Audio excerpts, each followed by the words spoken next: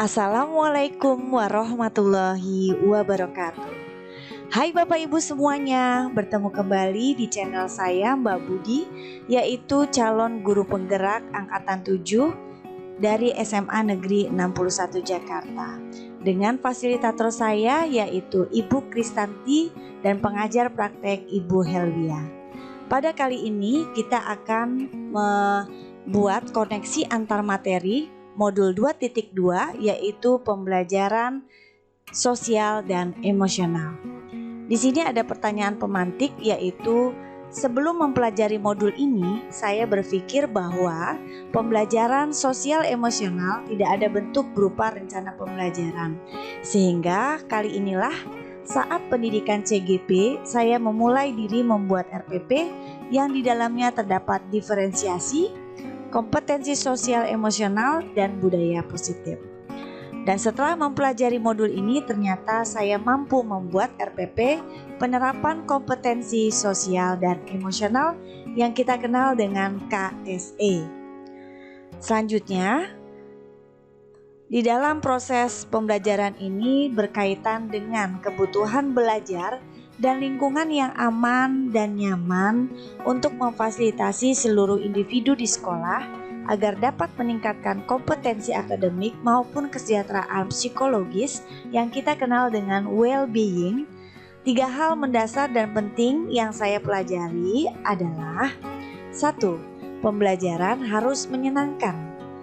2. Memenuhi kebutuhan murid sehingga tersajikan pilihan yang bisa digunakan murid, baik itu diferensiasi secara konten, proses, dan produk. Kompetensi sosial emosional murid dapat dilakukan dengan variasi metode saat proses pembelajaran di kelas, dan itu disesuaikan dengan mata pelajaran yang kita ampu masing-masing. Dan yang keempat, budaya positif di kelas harus selalu diingatkan, diulang-ulang sehingga nantinya akan menjadi habituasi oleh murid. Nah, selanjutnya kembali ke sekolah kita masing-masing. Di sini saya kembali di SMA Negeri 61 Jakarta.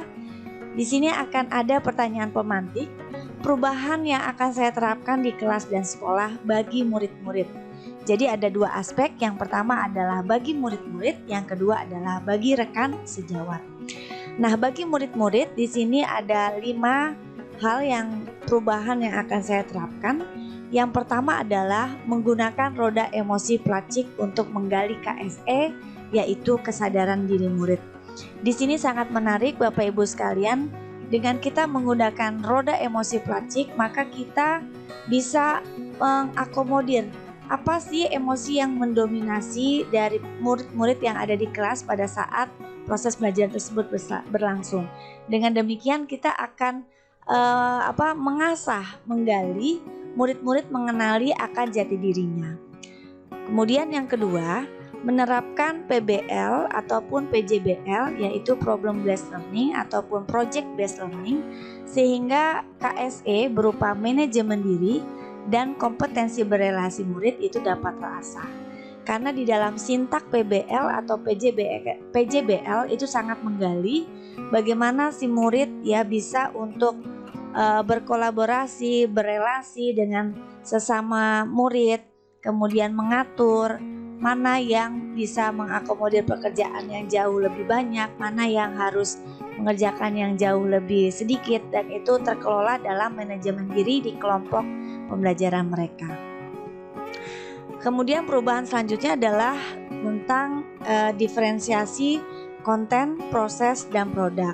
Di sini kita harus bisa persiapkan dengan baik yang diawali dari bisanya kita untuk membuat RPP dan dilanjutkan dengan action kita di lapangan saat proses pembelajaran di kelas. Dan yang keempat adalah refleksi di setiap akhir proses pembelajaran. Refleksi ini bisa dilakukan secara lisan ya, secara menggunakan aplikasi digital ya, dan lain sebagainya. Yang nantinya itu bisa menjadi feedback kita pada akhir proses pembelajaran. Dan yang terakhir adalah perubahan mengenai seringnya kita memberikan variasi reward. Apresiasi ini bisa dalam bentuk lisan, ucapan ya Bapak Ibu, dan bisa juga dalam bentuk reward score ataupun reward hadiah menarik yang sederhana namun itu bisa meningkatkan gairah belajar dari peserta didik kita. Selanjutnya adalah perubahan apa sih yang akan saya terapkan pada saat proses pembelajaran di kelas ataupun di sekolah bagi rekan sejawat. Di sini ada 3 yang hal penting perubahannya. Yang pertama, saya berupaya untuk bisa mengajak rekan sesama guru untuk melihat saya dalam proses mengajar. Dengan demikian, saya akan meminta sesama guru untuk memberikan masukan setelah melihat praktek saya mengajar. Yang kedua adalah berbagi praktik baik dengan rekan sesama guru di sekolah dan bisa diimbaskan lagi yang skala lebih luas melalui MGMP. Yang ketiga adalah mengoptimalkan sumber daya yang ada untuk kolaborasi Bapak Ibu dengan menjalankan program-program pembelajaran yang berdampak kepada murid.